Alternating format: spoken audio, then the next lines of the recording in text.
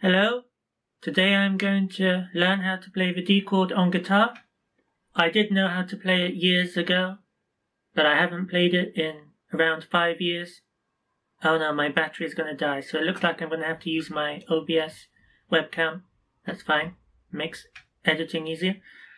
But yeah, I did learn quite a few chords years and years and years ago. I bought a book by this guy, justinguitar, so I thought I'd come back to this guy. I used to watch his videos on YouTube to learn how to play these basic chords.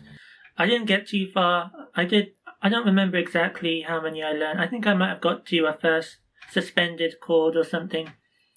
But I haven't played in years and years, and I was never very good to begin with, so I'm definitely still classed as a beginner. I wasted all these years not practicing, so that's sad. But now I'm back, and hopefully I'll get further than I did last time. I'm on his website right now where he has YouTube vids linked, a whole course for beginners and intermediate and probably advanced as well, I'm not sure. But it looks like he's revamped his entire course. He's redone his whole course, it seems, because before it used to be different. I think the old ones are still on his YouTube channel, but now he's redone them with better camera quality and stuff. So that's how long it's been since I've been practicing. At least 5 years, I think even more than 5 years. 5 years was basically just when I last picked up my guitar at all. And I probably just picked it up for like 1 or 2 minutes, who knows, and practiced a couple of chord changes. But actually learning new chords, it's been probably 6 or 7 years. So, long time. But I bought this book by him about 8 or 9 years ago. I haven't finished the book. So that's what I'm going to do. I'm going to go through his course online, and I have this book as well that I'll look at in my own time. It's basically the same stuff, and it comes with these DVDs, but I don't have to watch the DVDs because it's all on his website, so that's nice. Oh yeah, by the way, I don't have a pick yet. I did have picks before, but for some reason I don't have any. I used to store them in my guitar case because there's a little play storage compartment to store things in the case, but for some reason it has a 0 guitar picks in the case, so I don't know what happened to them. I don't take them anywhere else apart from where my guitar is, so bizarre. But anyway, how to play the D chord. So this is really a refresher because I did play it, but it's been years, literally years, since I've ever even played a D chord, so I'm a beginner. Hey, how you doing? Justin here, are you ready? It's time to learn your first chord, which is going to be a D chord. So let's get that chord done. Oh, by the way, I didn't even remember the letters, the string names until like yesterday. And even today I had to refresh my mind what it was because I was trying to tune my guitar. And it's probably still not tuned. I went through so much problems trying to tune this with the Chord TM50. And it just never really got exact. So I don't know if I need to change my strings or what. So that's been a bit of a nuisance so far.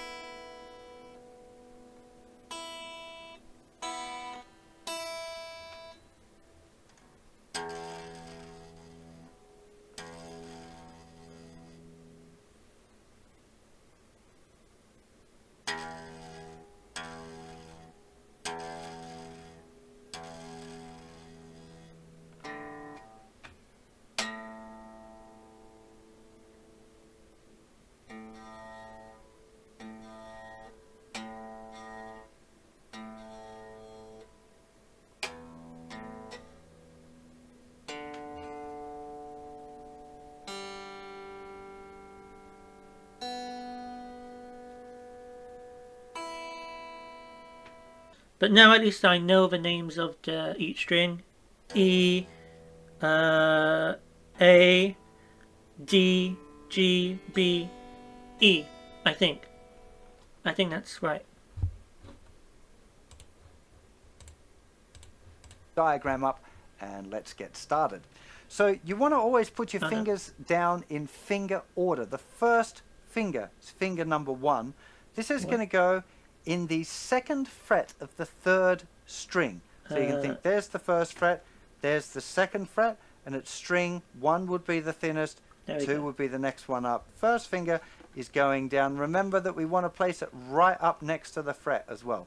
Okay, so first finger in the 1, 2, 3rd string, in the 1, 2, 7. Oh, by the way, I'm fully expecting the tips of my fingers to be hurting after this because, like I said, it's been 5 years. So I did probably get used to it before then, but now I guess it's going to build up calluses again on the tips.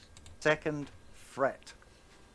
The 2nd finger is going in the same fret on the thinnest string. So you want to put then down your 2nd finger. Oh no. It's going to, you would leave your first finger down normally, but I'm just using to show you. Remember, you want it, of course, right up next to the fret if you can. That means that your fingers will be in an angle. Of course, you can't keep them square on, otherwise your first finger is going to be back too far. So you can see the fingers are at a bit of an angle there. That's totally fine. So first finger first, 2nd finger down next on the thinner string, and then 3rd finger is going to reach up to play the 3rd fret of the 2nd string, so on the string in between your 1st and 2nd fingers.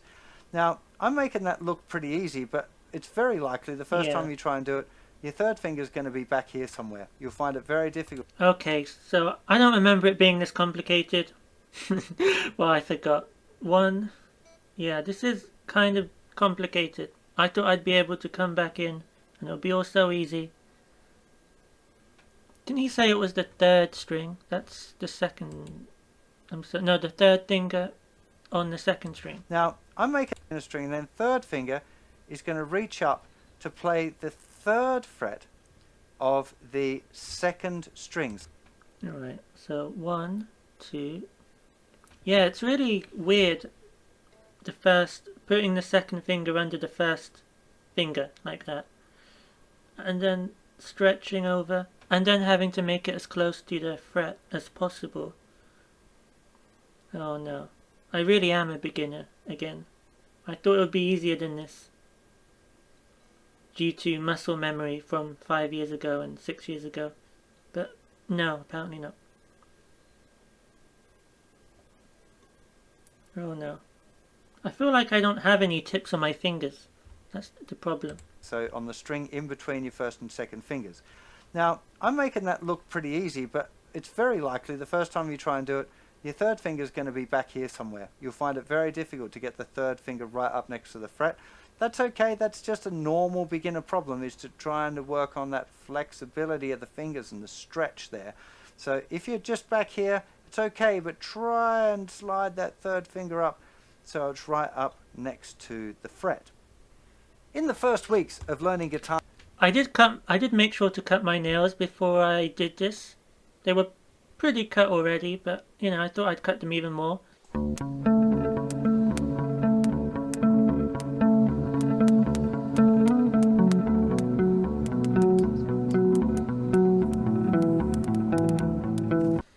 Because it was recommended in the book, and still I feel like my nail is too long somehow. That's what I meant by I feel I don't have any tip of my finger, even though they're pretty cut. So if I cut them anymore, I mean, it'll go into my skin probably. your fingers are going to hurt. There's no way around it. Pressing your fingers down on the metal is just, it's going to get a little bit uncomfortable. So what you can do to help is not press down until you really need to.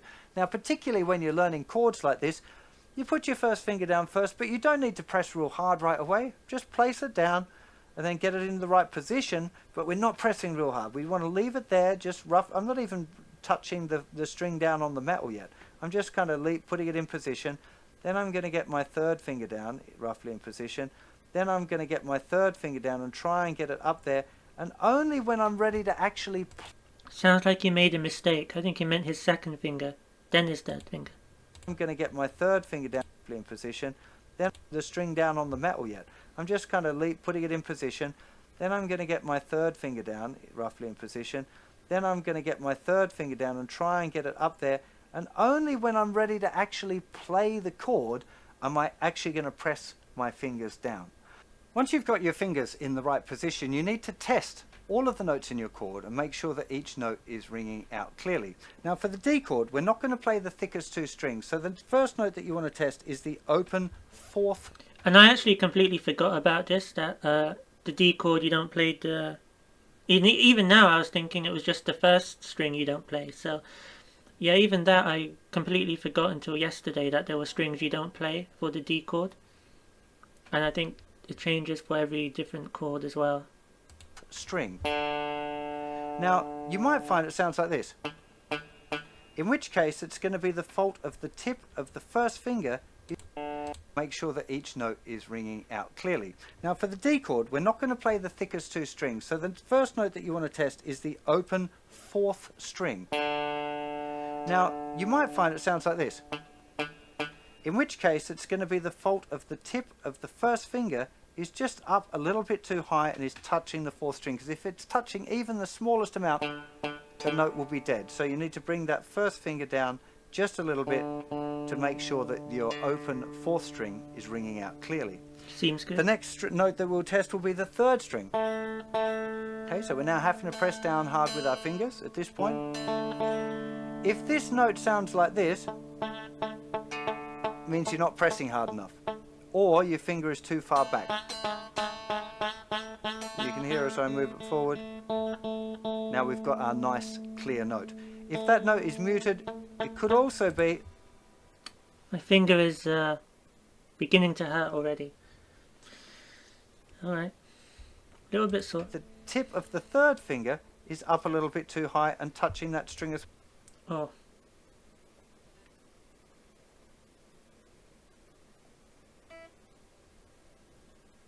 Yeah, I feel like my fingers are too flat, but they don't really go on straight, so I feel like I need to cut my nail on my second finger.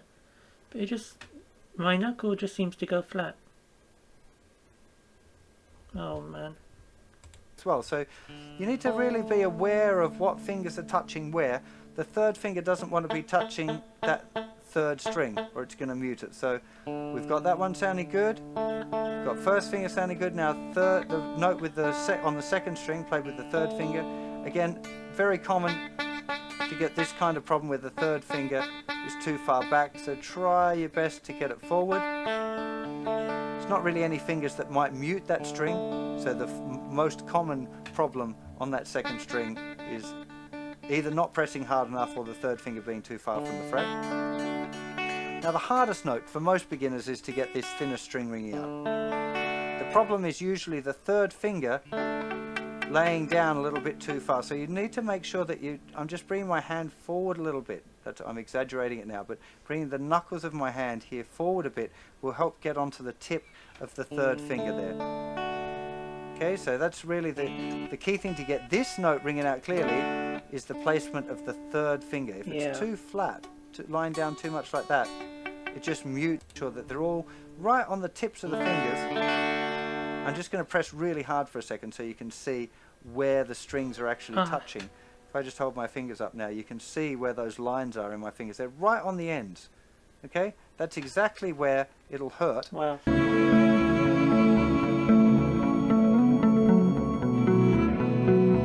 Now one thing that often concerns beginners when they're learning their chords for the first time is the placement of the thumb. Now you'll often see me with my thumb around the top of the guitar neck, but that's not what I recommend for beginners. I'd recommend that you keep your thumb right around the back of the guitar. Now the reason I recommend that for beginners, even though it's not what I do, is it's really important that you build up the strength in this muscle here between your thumb and your first finger. We're going to need that for doing these things called bar chords later on, where we play further up the neck. And if you play like this with your thumb over the top right at the beginning, that muscle won't get worked at all, and when you come to learn your bar chords, you'll find it really, really difficult. It's a lot easier to learn here with the thumb at the back of the neck. It'll help give your fingers a good position as well. Anyway, hello Ziggy. Oh, my dog's finally woken up from her nap and come to join me right in the middle of a lesson. Thanks, Ziggy. Say hello to the people of the internet and then go back to bed, would you? Would you go back to bed for me?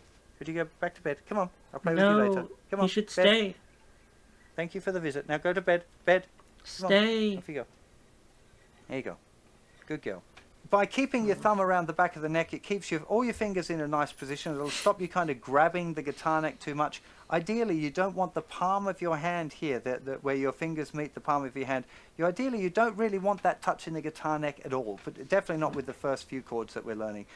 In fact, I know it might look, if I'm playing like this, that my hand is touching, but if I just extend my fingers out, you'll see there's always a little gap here between my first finger and the guitar neck. It doesn't want to be touching there. It wants to, the fingers are there, and that's for all of the chords. Like that one again, it looks like it is, but if I reveal it, there is still a very small gap there between the kind of the knuckle, inside knuckle of my first finger and the guitar neck. It doesn't want to touch. There might be times later on in your journey where you do that, where, you know, I use my thumb when I play chords quite often, but that's not the kind of thing that you want to start off learning. So when it comes time to practice your chord, I'm going to give you a little system I call Chord Perfect Practice. It's got 4 stages. The first one is finger placement. So we're going to first of all place first finger down, and then second finger down, then third finger down. Still not pressing hard, I'm just getting them in the right position. Now I'm going to press down, I'm going to have a go at strumming the chord. And now I'm going to go through and make adjustments to try and get the chord as perfect as I can. So already I played the 5th string there, I didn't want to really play that, so I'm not going to play the thickest 2 strings. Then I'm going to play the 4th string. Okay, that's not really working, so let's get the first finger down there a bit. There we go. Now we've got that, that's good. Now first finger, that one's sounding okay. The note on the 2nd string, okay, that's a bit working, so let's get the first finger down there a bit. Strings. Then I'm going to play the 4th string. Okay, that's not really working, so let's get the first finger down there a bit. There we go. Now we've got that, that's good. Now first finger, that one's sounding okay. The note on the 2nd string, okay, that's a bit buzzy. Let's try and get the 3rd finger up a little higher. Okay, we're going good so far. Okay, that 3rd finger needs to go more on the point. Okay, we've got it. We've made our adjustments, the chord's sounding good. And then the last part, we just want to do a strum, and we want to tell ourselves, hand, this is how I want you to go when we're playing the D chord. Okay, really try and make a mental picture of where your fingers are, what it feels like, what it looks like. As you do that final strum, really reinforce the correct finger placement for that individual chord. Okay, so 4th string, 3rd string, 2nd string, 1st string.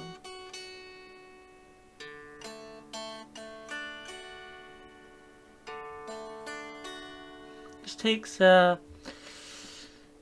it does, oh wow, it does make my finger sore leaving it pressed for that long, especially my first finger. So wow, this is going to take some getting used to again.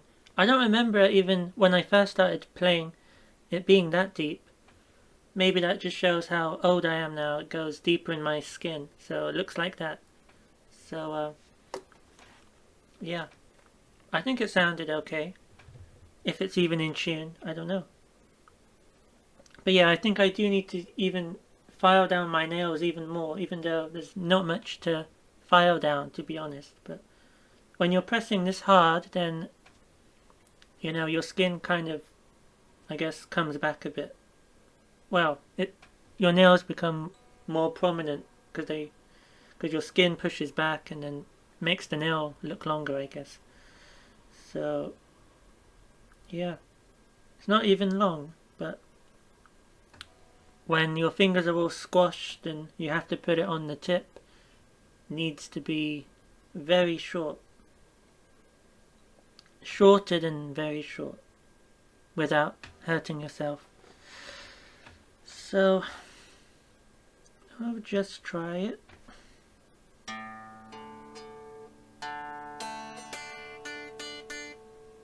And I also forget which finger is on which string as well, so I have to kind of look.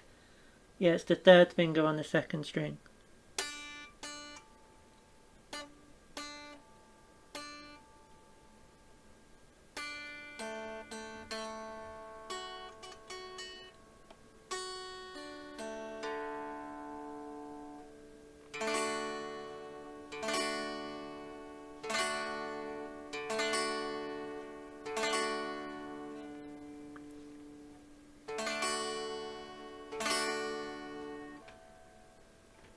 Well, I'm not really sure how well I'm doing this.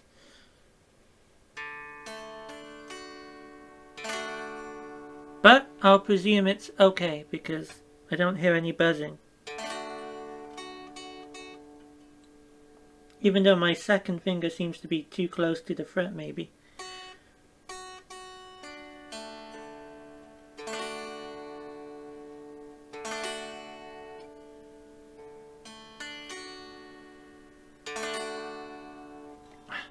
And I probably need to give my fingers a rest, so it's probably the end of this video. Bye!